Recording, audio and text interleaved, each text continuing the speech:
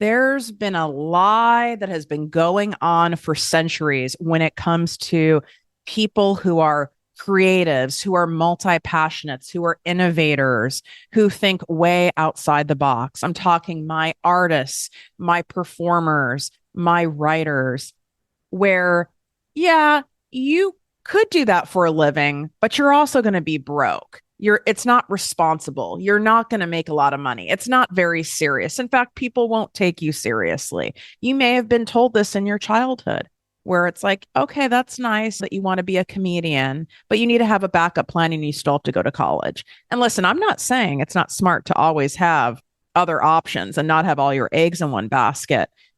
But because this narrative has been literally been passed along by generations for centuries in cultures all over the world, the paradigm has shifted.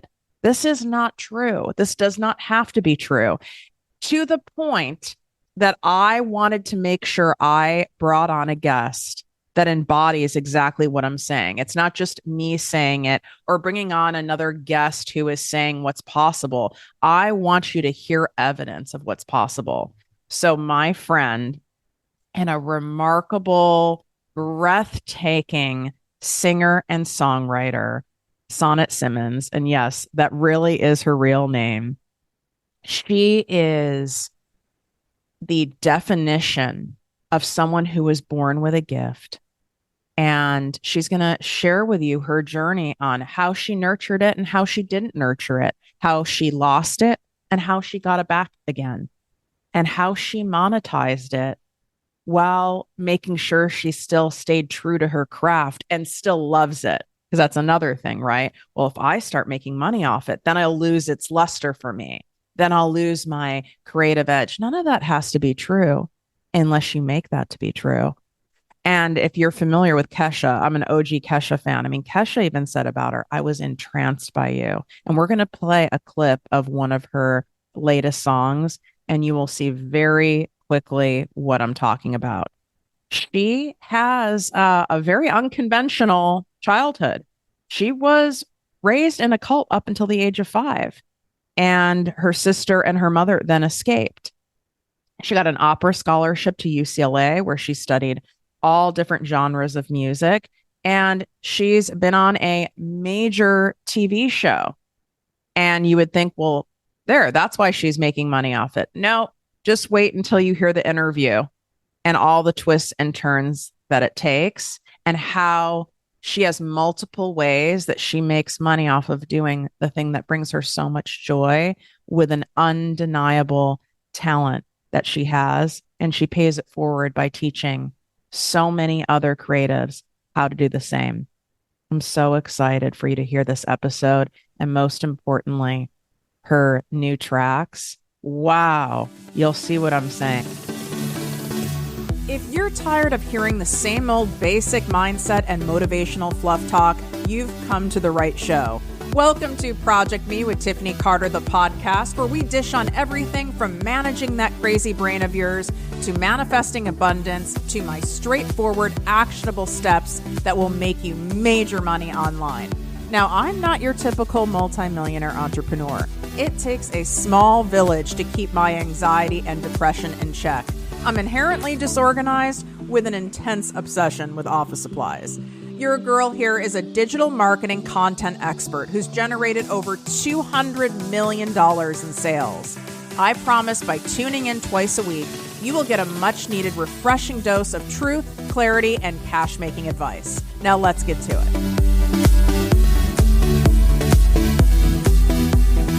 Why I'm beyond thrilled to have this conversation with you. One, I adore you. Oh, I adore you. You're so humbly honest about your story, and I attract a lot of creatives. You guys are whack and are very, head in the clouds, dreamers, multi-passionate, shiny object.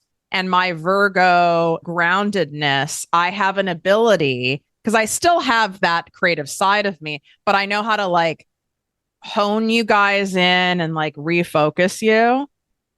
Thank And goodness for you. I mean, you guys are wild and I love it.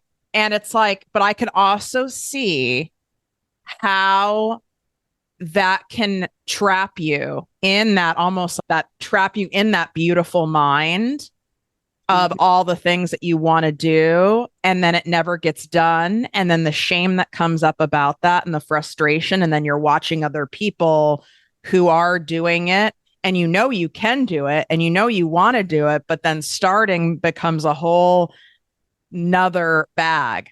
Mm-hmm. Yep. I want to hear about this because you are a creative and you work with a lot of creatives now. Give some insight on this creative mind. What the hell is going on in there? Oh my gosh, what an interesting question and topic. Because, yes, first of all, we're not taught creatives could be cultivated to have some focus on one thing. Like, how can you monetize that? How can you use those creative juices, spirits, energy, passions in your like as a strength rather than starving artist? Like, we're taught to be an artist, to be a creative. You get you're going to be the starving artist. Like, it's the tough road. Like, it's really hard. You got to just put yourself out there and hope somebody finds you, and then you have to be discovered by the people who like aren't creatives so that they can put a shining light on you and save the day. And I wish the conversation that I was taught, great, you're creative, like the strengths that come with that. You're going to have a million ideas. We pick one idea, we pick four ideas, we like run with that. Here's some ways to monetize that. Here's some ways to get out of your own way. Because I love how you're like, oh, it's hard to take action when you have so many things going on in your mind. And then taking that action, if you don't take the action, the shame cycle starts. And then you're just like perpetually shaming yourself and not taking action and not doing anything with these beautiful gifts that you've been given to share with the world. And when we can kind of get out of our own way and start to figure out, well, what's the path that I can take? How can I really lock into a path? And that doesn't have to be the end all be all path, because we can change our mind at any point, but we do have to like start on a path. What's my plan for these next 3 months? As long as I like, so recently I put out a record, my energy is going into that. I'm not starting another business. I'm not doing this. That's my energy right now. And certainly we always have a million plates that we have up in the air, but I feel like the more that we can borrow from your mindset of practical business strategies and apply that to the strengths of a creative, the more we can get out of our own way and just do what needs to be done. Totally get what you're saying. I want to hear, I know some of your story, but it's so important for people to hear the messy ride of it Mm. because it touches on so many points. It's like, well, I love singing or whatever it is, acting, whatever your craft is that you love, and there's all the things tied to it. Well, I would have to go and be on one of those shows like The Voice or a Shark Tank, or I would have to be well connected, or I would Mm-hmm. have to live in a big city or a city like Nashville or Los Angeles. And we Mm-hmm. can keep stacking Mm-hmm. all these stories. I have to be a certain age. I Mm-hmm. have to look a certain way. And I gotta say, isn't a little bit of that still true or not at all anymore? I think it's as true as you allow it to be. So it's true if you subscribe to that, and if you allow yourself to, like, it's the mindset, what is actually possible, what is for me will be for me. I just need to keep showing up, sharing my gifts, showing up past like, but I'm too old, so let me hide, because certainly we've all done that, or let me apologize, or let me feel embarrassed to show up because I am older now. All the stories that you've said we can stack upon ourselves. So I think it's as possible as we allow ourselves to believe that it's possible. When we can see something further than what we've known to be true, then we can start to believe that something more is possible for us. I think for my story, I was just reflecting on this the other day, and something you brought up made me think about this. Is I really thought, well, it's youth, it's beauty, and you have this voice, and like that's it. And you have to be pretty, you have to be thin, you have to be young. And I struggled with all of that, really never loving myself, liking myself, never feeling all the things that I feel like our generation struggles with, and feeling I had to be young. So when I hit 30, I just went into the deepest, darkest depression because it was all over for me. Like 23, I thought it was over, but I was borrowing these extra years. And what I realize now as I'm putting out music is like the only thing I thought I had to offer my audience was a pretty young, nice, sweet girl. And now, and so what do you have to share on social media? Or what do you have to share? You're like, here's my like naked body, or here's this cute look. And now I get to share like these, let's dissect people pleasing. Let's look into healing ourselves. Let's talk about these deeper conversations through music, through creativity. It doesn't have to be music that you're actually here to share your gifts for. And so I'm a little off topic, but I feel like those, like, the evolution of our story really allows us to share in a deeper way.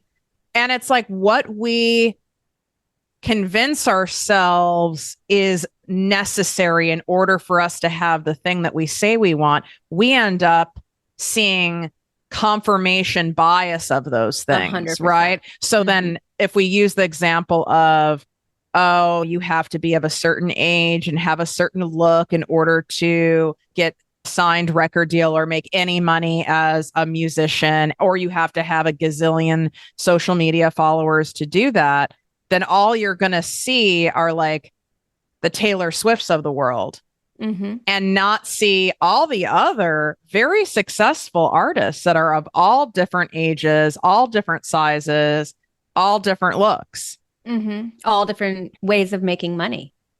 And they can have a family, or they can live in the woods somewhere. They can live on an island. Like there's just so many ways that it can look when we allow ourselves to let go of what we think it's supposed to look like, or the little picture of what we taught, which is why being as a creative, you have to put on the hat of being an entrepreneur. You have to start taking, like, sitting in the CEO role of your life and your career, and not keep handing out all your power and keys to these people that you think are the people that are going to lift you up and take you there, because they're not, nobody's going to climb on board until you've started making your train move a bit. Anyway, it's really tough though. I just have coached so many of you guys, and it's tough. I think it's tough because there's a belief that if you're a true artist of any kind, right? Like you can't also be a business person, a business savvy person, someone who looks at the dollars and cents of it all, because somehow that means you're like a sellout or you're not a true creative if you're also really focused on monetizing the thing. And I call bullshit on that. Where the hell did that even come from anyway? I mean, I think that's like hundreds of years old. It's gotta be. Yeah. I mean, I feel like the shift is we are given gifts. Everybody is given gifts. We're all given these beautiful gifts to share with the world. And so if you're going to starve and not, like, the more money that you make sharing your gifts, the more you can share it, the more that you can create this abundant life to allow for sharing it in another way. And so that mental mindset wall that we hit, like selling out or feeling like we're not a true artist if we're not scraping by or in the dark, drunk, writing poetry, you really limit who you are allowed to change and who you're allowed to affect, because you're not able to really share on such a wide scale. So it's almost a selfish, self-fulfilling prophecy when we buy into that. And I don't know where it comes from. I couldn't answer that question, but I certainly know there's a lot of pressure to not sell out. And there's all this pressure, like, even in music licensing, I do a lot of music licensing, and it's like, oh, but are you a real artist? Like, but you're just writing jingles. I'm like, no, they're licensing my real songs. Like, it's not. And even if you were writing jingles, like, that's cool too. That's creative. So, like, I love a jingle. Living spaces. How much are they making? Like, how much money are they making? So I know all of them. Yeah. So, I mean, I don't know where that comes from, but I'm always surprised when I hear it. Like it's time to change that conversation and it's time to really take our power back because it's small, it's bigger than selling out as an artist. It's about giving your power away and playing small and feeling like you're not worthy of making the money or worthy of the success or worthy of people seeing you. Because being an artist is like, we want to be seen and share our art, but also we want to hide at the same time. So there's this like, and you can't have both. It's like you need the visibility and you want the visibility so people can experience the art and the thing and the beauty of it, but yet also don't want to be seen. mm-hmm. So when you're working with fellow artists and even the stuff you have to work on within yourself, Mm-hmm. what are some ways to start unpacking that and managing that? Because that is, wow, is that a push and pull? When you really, if you put that down on a piece of paper, that leaves you in stuck land. Mm-hmm. Mm-hmm. Because if I felt like in order for me to make money doing this and for my craft to reach a lot of people, I have to be highly visible, yet I have a fear of being seen and I want to hide. How could you ever how could it ever happen? How could you ever manifest it? Mm. Two things. One, break it down to tiny, tiny steps. What can you do today, tomorrow? What can you do weekly? What can you do? I mean, this is how I coach people. Like, we don't have to think about the big steps. We need to make the little steps. We need to start building that muscle. And then it's also like, we need to start bringing in some mindset work because you're going to hit those walls even in little tiny steps. And what are you going to do to move through those dips? How are you going to, who are you surrounding yourself with? Having a community, having a coach, having mentors that can help you through those moments. So little steps and taking time to fill yourself up. Because I think a lot of people also feel like they get drained. I guess there's like a energy drain of putting yourself out there or feeling like you're getting judged, and that's being judged. That's your own that's the work. This is the window in. And I think you're similar, like thrive on inner work. Show me where I get to dig in. Like I want to dig in there. And to me, those are all little windows of places to dig in. And I know a lot of people, you have to take it slow. You can't just dive on into everything. And the best way to take it slow, in my experience, is step by step, a little step. Where do you want to be in 3 months? Let's break that down over the next course, and having some accountability, because we certainly can get in our own way. Accountability. I mean, I'm a coach and I still need accountability. I have 3 coaches and a therapist. Like, yeah.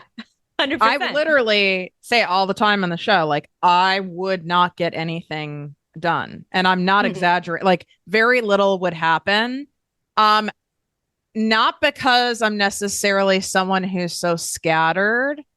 I'm just kind of like I'm not a type A person. I'm a type Z or type C for chill. Like, I really am. I mean, I could snap my fingers and 3 hours have gone by and I've really not done anything. And I'm totally pleased with it. Right. If I want what I say I want, though, I know I need to have, like, when you go to a bowling alley and for kids, they put up like the bumper rails so that it's like your ball's not constantly going in the gutter. You can at least have some fun. It's like, I need bumper rails. Yeah. Me too. And I knew otherwise we're in the gutter. Yeah, well, totally. And like, I mean, for me, I'm like overthinking what picture should I put up there? Well, what about this? Or so for this last record, I called a friend and I was like, I know what I need to do, but I need somebody to give me deadlines and to check in. Am I doing it?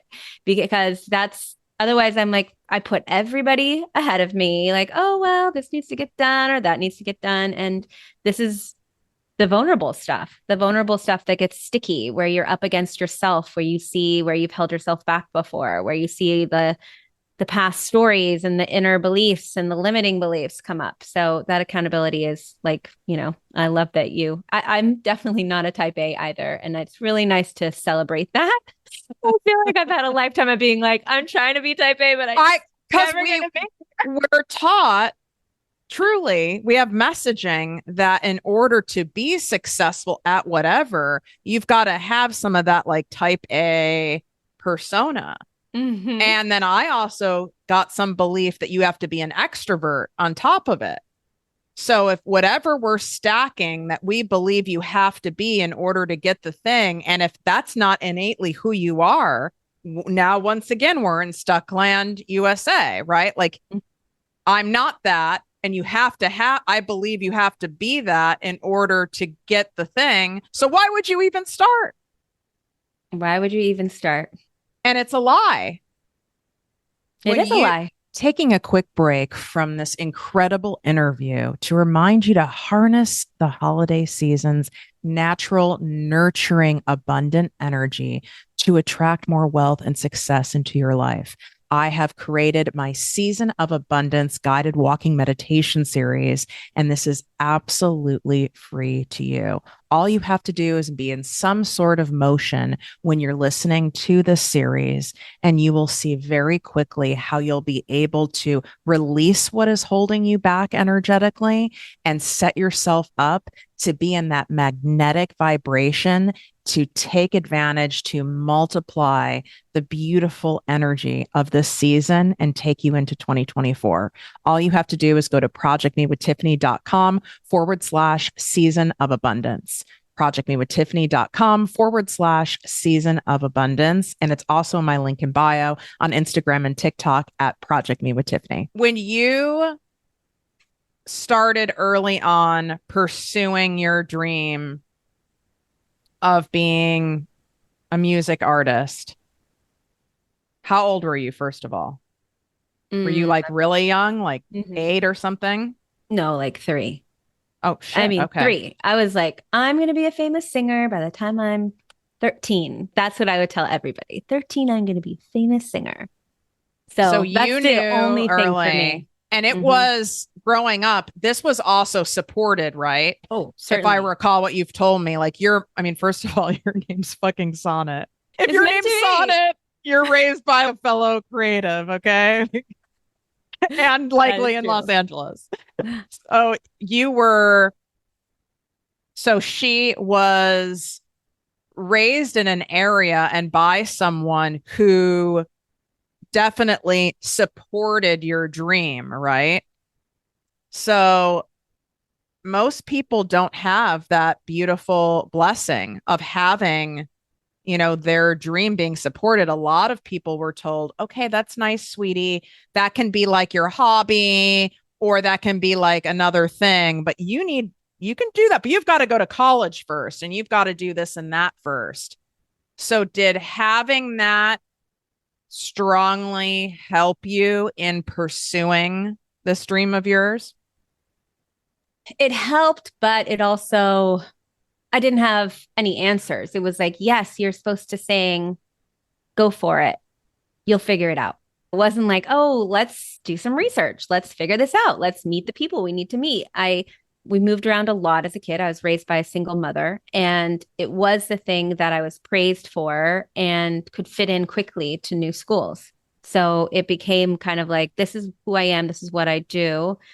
But it didn't make it easier as I hit college. I went to college just because I didn't know what else to do. And I was like, I was a very good girl. I got very good grades. There was no, being raised by a single mom, there's just no space to, you can choose 2 paths. Don't cause them any extra stress or cause them extra stress. And I was not going to cause her any extra stress and just like be very good and live in this little space. So I often wish that there was somebody who had been like, well, what does that mean? You want to be a singer? What are we going to do about it? I didn't have that critical thinking. That Like wasn't you didn't taught to have me. the momager mom who was No, like, well, let's set up some no, meetings for you. Okay. no, That's an no. interesting review of it, because I know a lot of people, including myself, I'm saying, oh, well, you're raised by someone who supported your dreams, Mm-hmm. and that's beautiful. But then the missing component was there was also no direction. Yeah. It was like, you'll figure it out. Yeah.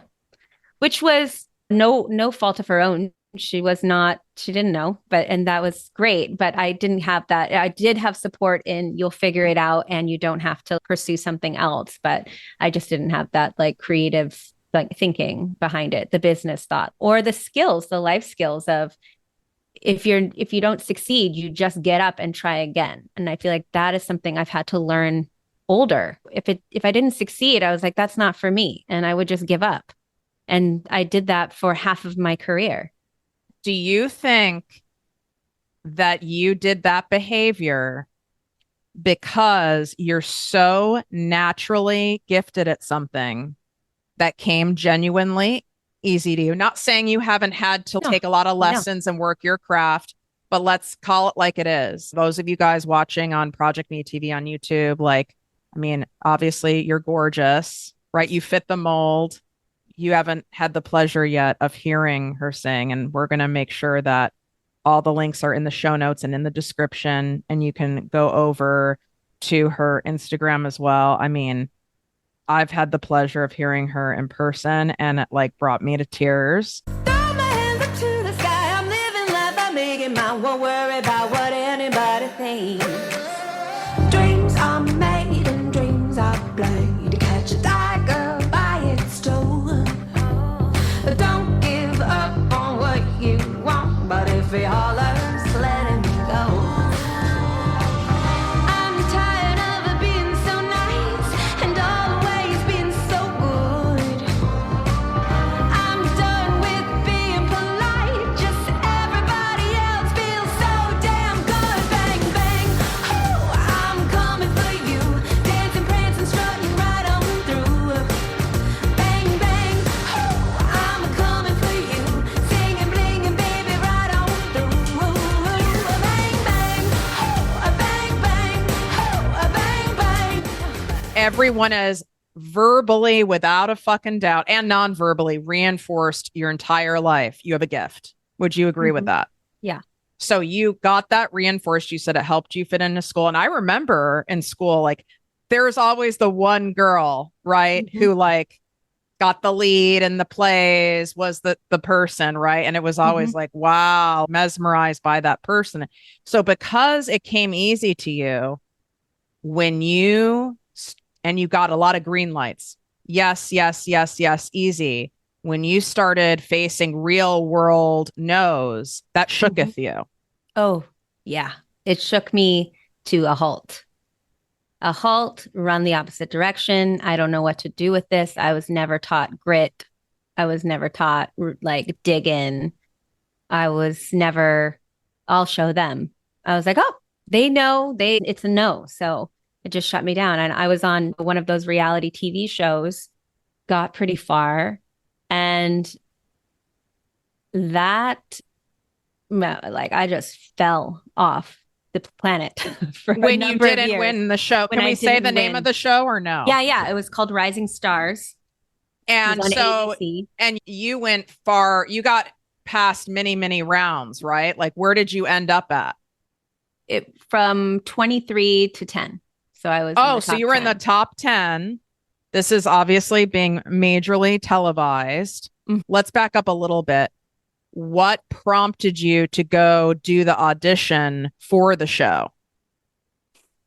I thought it was a shoe in to success. I was trying everything. They actually called me, so that was nice because I had auditioned for The Voice, or there's just these huge cattle calls, and how do you kind of break through? This was so you were doing all this stuff, like you were still pursuing.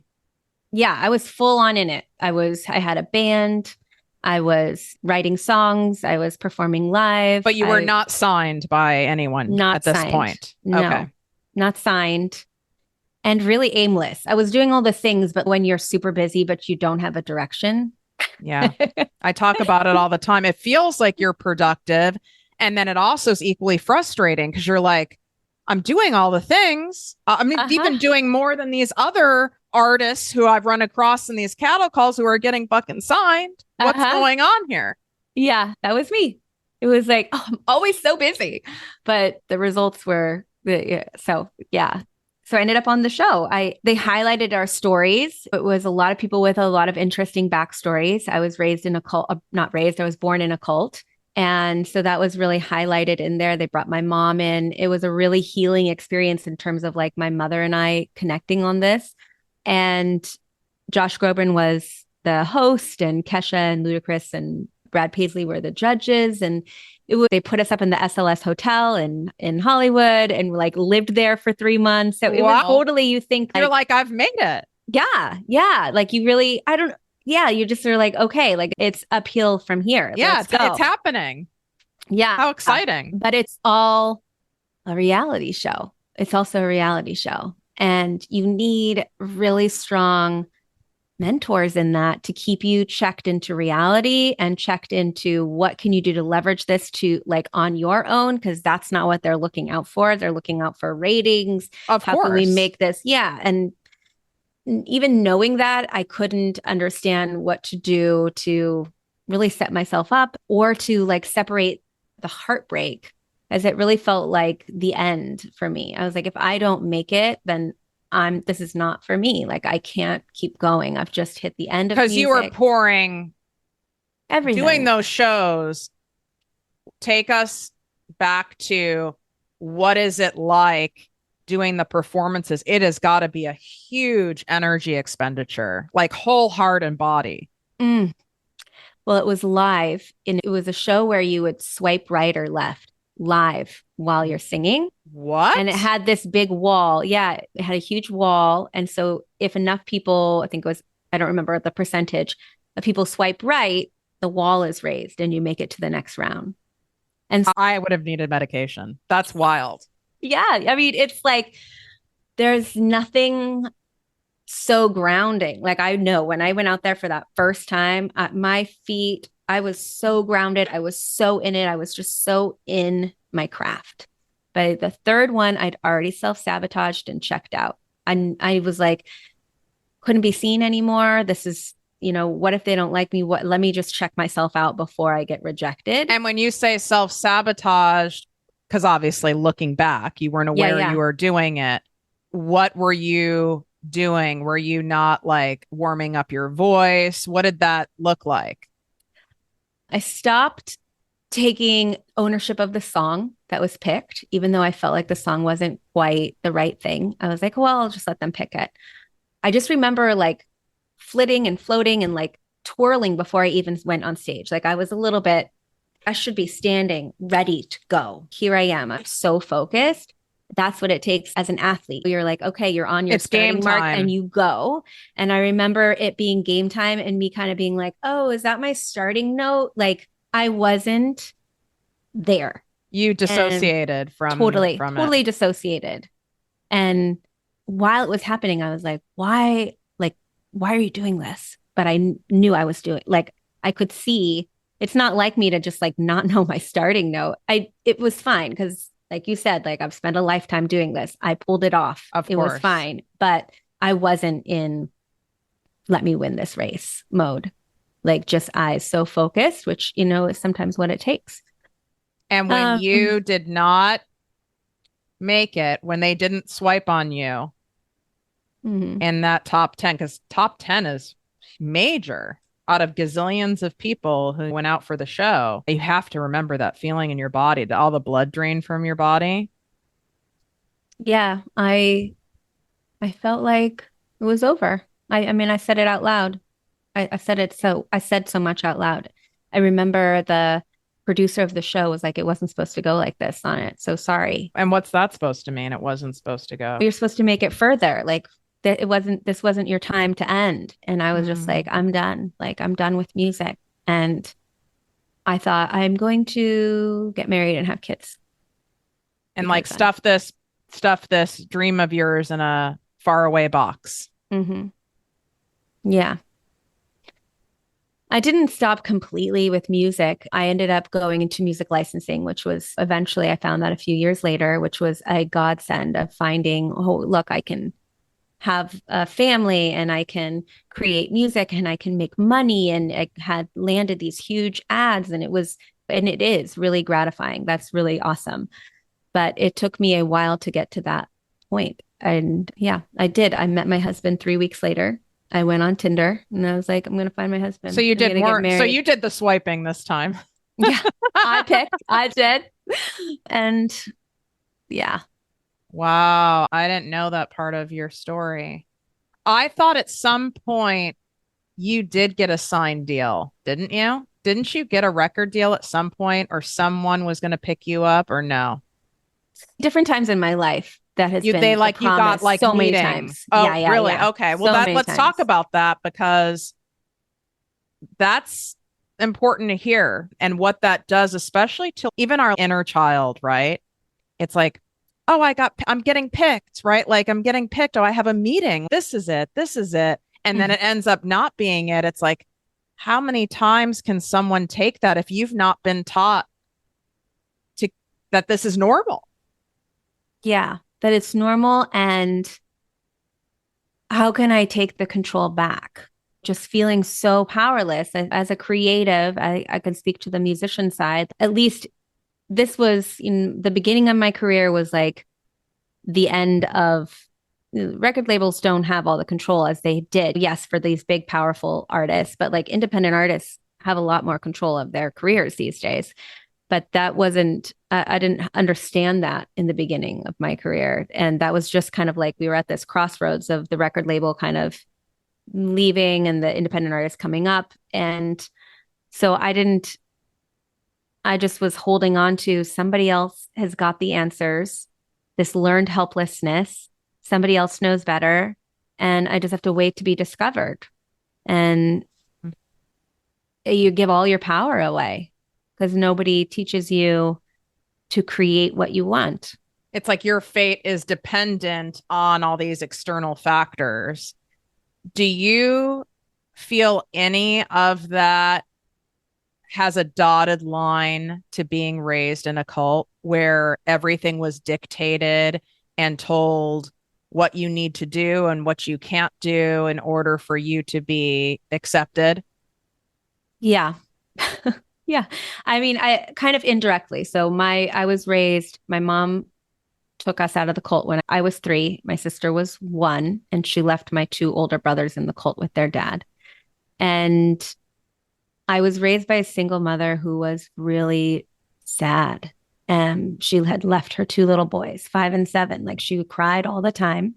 She hadn't gone to college yet. She was just like a mess. She had been in a cult for a number of years and trying to get it together. I took on the role as the parent and I learned helplessness. If you don't know, you cry. Like that's what she did.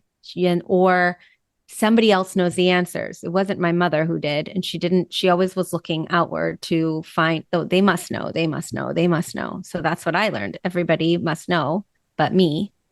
And you're not taught to, well, what does your instinct say? Or what is your opinion? What is your voice? And so indirectly, it has everything to do with that. Yeah, It just because she wasn't was modeled. taught the opposite being in a cult, right? Like you're in fact purposely manipulated to not trust your instincts, that you do not know better. So then we call it, in my recovery program I'm in, your mom inadvertently, meaning unknowingly, passed that bundle to you, passed that set of behaviors and beliefs onto you. Exactly.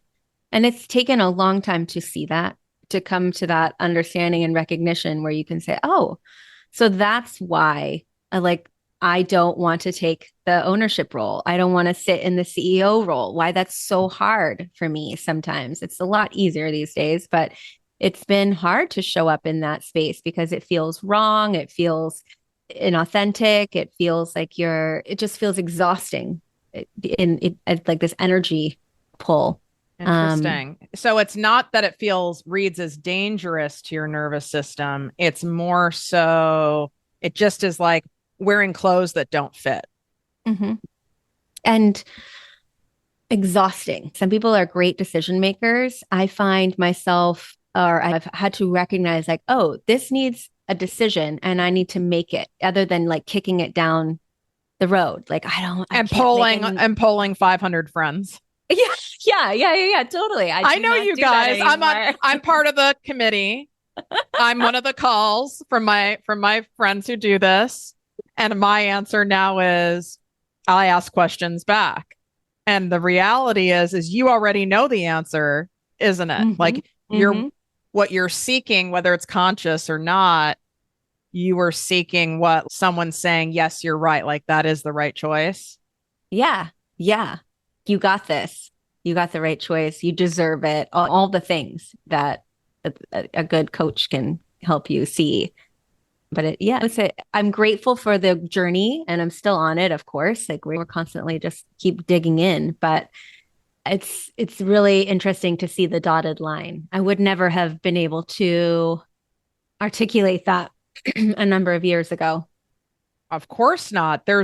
You have a big jigsaw puzzle to put those pieces together when things get revealed to us slowly and over time. And I do believe it happens when we are best equipped to handle it, because if it all came at once, it'd be so overwhelming and we'd go Sure. into like a dissociative state. What happened when you went through a whole journey? And I remember hearing you talk about it. We were together in person. You're a mom.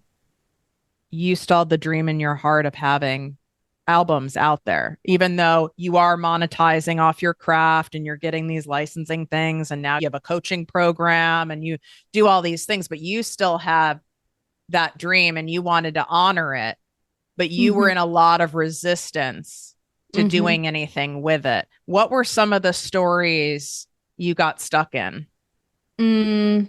What's the point? Who cares? You put it out. Is anybody going to listen? What if nobody sees it? I'm too old. So what's the point? I mean, that's basically what if nobody likes it and it's a waste of money and time. I don't have either time or money that I'm going to put into something that's not going to return money back. What's the return on investment in that? And I guess if I'm honest, the biggest thing was I felt really abandoned by music. I felt really hurt by music, by spending a lifetime giving, thinking this was my gift and it not working out. And I just had felt so, yeah. I remember it was just painful to sing. It was so dark. Did you stop like singing for a while? Like I'm saying for yourself, like for joy or even like to uh, your family? yeah, it just felt like really so painful. It's hard to even imagine that now. But I went to therapy about it. I know what I said about it. So that's how I can kind of remember that this was really true and happened because it seems so crazy, but it like so strange that I would personify something so much as like it was outside of me, like music abandoned me. But I really felt this like soul crushing thing that it had. Where I'm sure there's more to that, but it was getting past that, really. It was probably healing that big old wound that was like, it actually didn't abandon you. You abandoned yourself. And it's time to show up for yourself. And that's it. And like, it's not about somebody else hearing it. It's not about making $1 million from it. It's not about landing the next Volkswagen ad. It's just, what do you need to say? And keep showing up for that. And we will see where that takes you. But So did you go into creating these songs for this album, like truly taking the action? And it's a real action to do this, obviously. Like you've got to write the song, you've got to get a recording studio, all these things. Did you go into taking these actions all of a sudden? Were you just like, fuck it, I have to do this or I will regret not doing this? And then you just started going for it? No, it wasn't it. I have to thank the producer that I worked with. I was recording somebody else's song for them. And he pulled me aside and he was like, what the F? Like, where's your music? We're making your record. And I was like, okay, I'll be here next week. And he was like, this means you show up every week. This means this. This means you're committing. And I think in the past I would have been like, yeah, no, I totally will. But I was there and we did it. And I wrote the songs. I was already working on the first song of the record. Like it was in the back of my mind. So the pieces came together. I was like, well, I happen to have the first song. I'm working on it. Let me share it with you. And so that was it. What But- divine intervention. What we can't do for ourselves, the universe provides us some help. That How was it. beautiful. And that you done the work to see it for the gift for what it was and knew to follow that and trust yourself to follow that.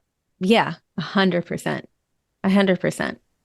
Because that would have been a great place to self-sabotage. Absolutely.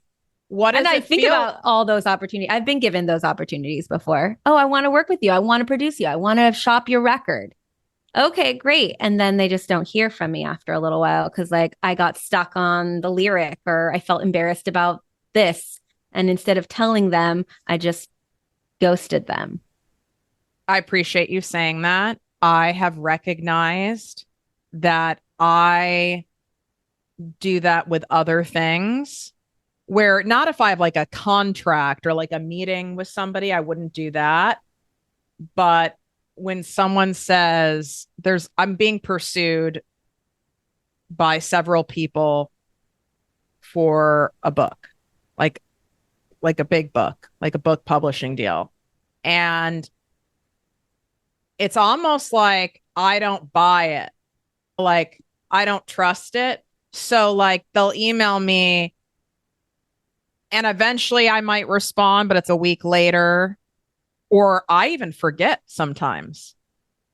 Like Totally. it's like a trauma response. It's like Mm. I genuinely forget, which is total subconscious self-sabotage because I've had people and clients do that with me. Even people for being a guest on the podcast do it with me and I recognize it. So I'm glad you just said that. I think it's much more common than it's just not as widely discussed. It's like a hidden behavior because Oh, how so that reads to interesting. someone is Sonnet doesn't really want it that badly. She's not that serious about music. Mhm. And it's not true. Right. It's you want it so badly and you have trauma in your life that you don't know that you haven't done the work on or whatever. It might be the trigger. I know I listened to the Michelle episode with your book. Yeah. And I Yeah. mean, I've gotten 3 emails from book agents not associated with her, and I've not replied to one of them. It's like I still have and those it's like opinions. almost like I'm frozen with it. And I believe that. I know I have a wild story. There's no doubt, just like you have a gifted, beautiful voice. Like I don't think that left you. I don't think that's what it is. I don't think that's what it is, quite frankly, for anyone fucking listening. I think everyone kind of knows, well, I am good at this thing, or this is my thing. I know I'm pretty good at it, or I have a natural talent for it or a knack for it. I don't think that's what it is. I think it's like, I don't know. Is it the fear of being seen? Is it, I want it so badly and I just can't palate the pain of it not working. Mm-hmm. I don't know. But it's really interesting that you can see it. There it is, right there in front of you. It's the next level. Yeah.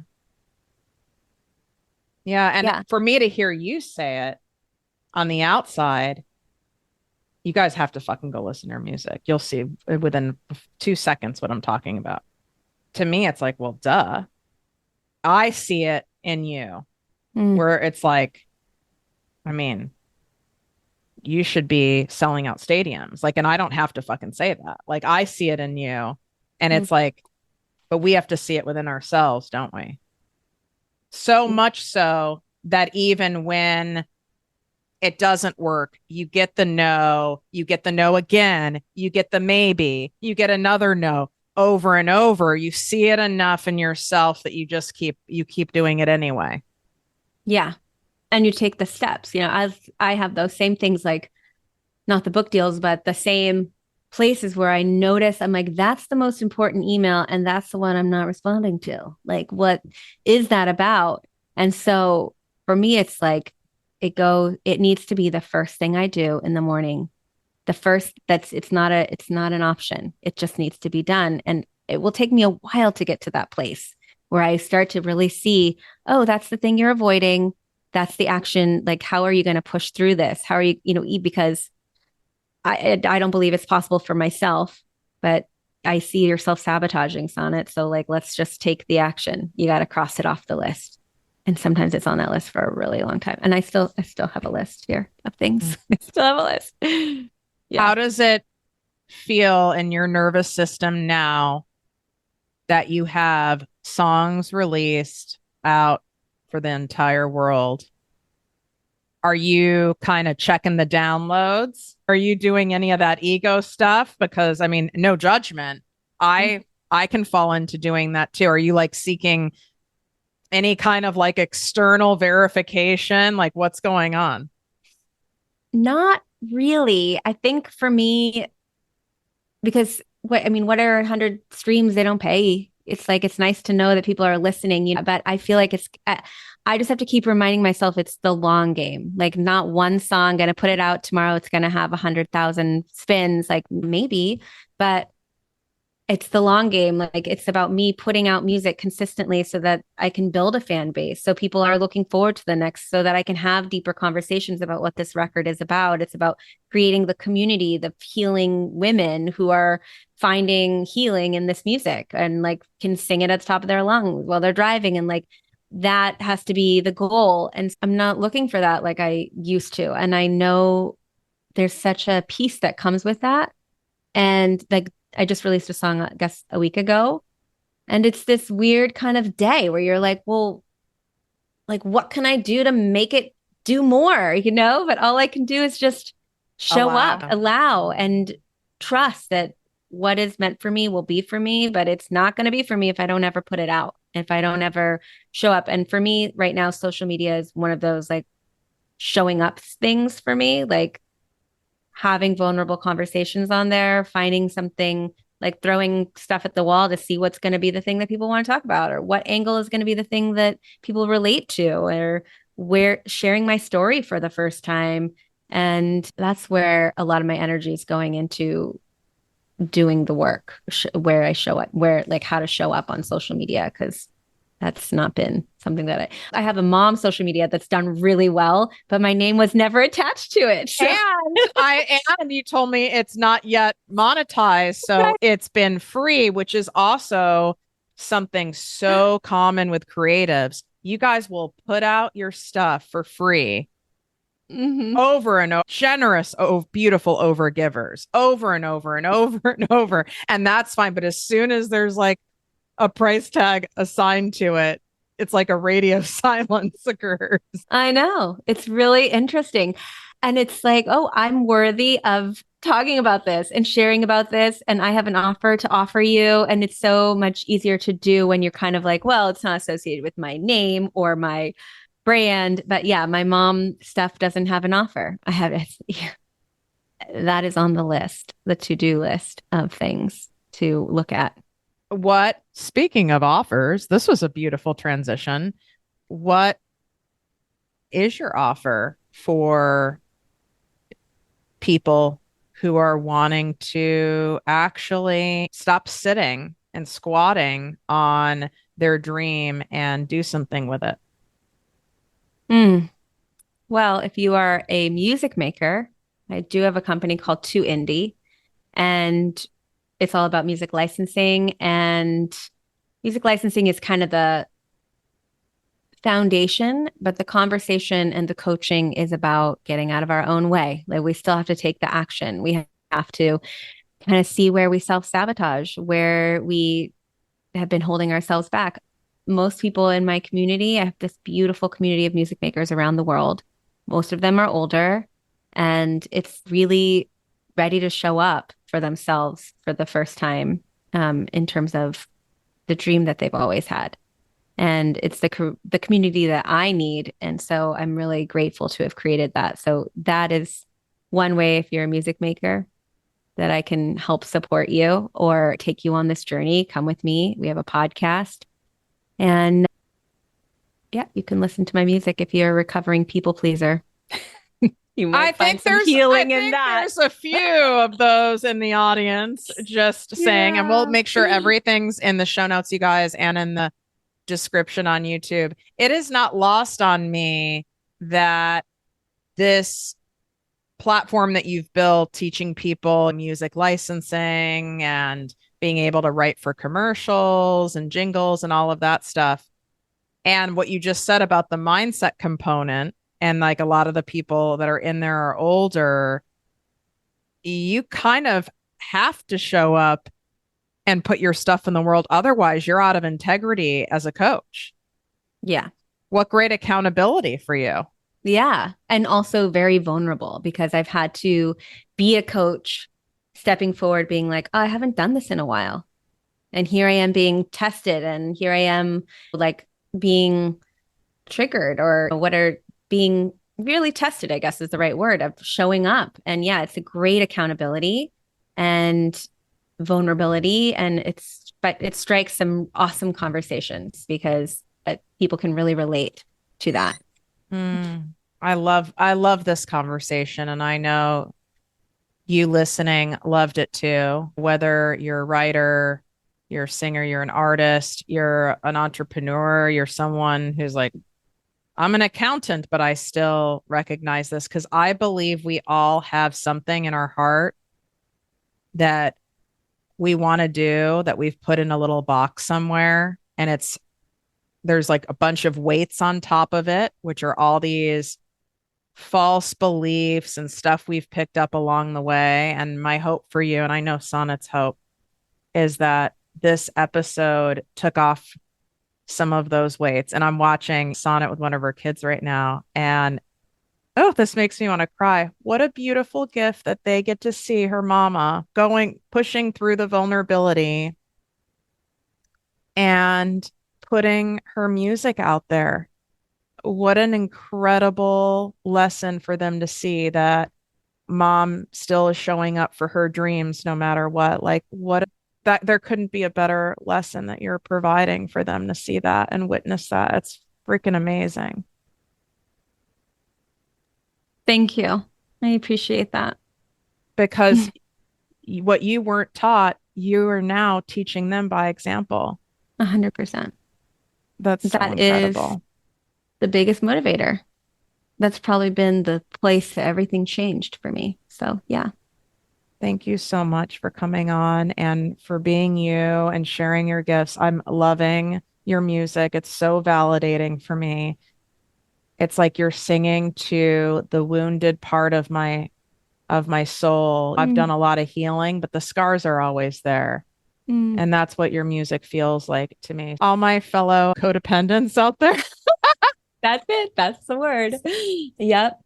This is what you want to listen to without a doubt. Love you. Thank you for coming on, babe. I love you. If you enjoyed this podcast, please write a 5-star review on iTunes. Not only will this make me super happy, but it will allow more listeners to find our special show. Simply help me help others.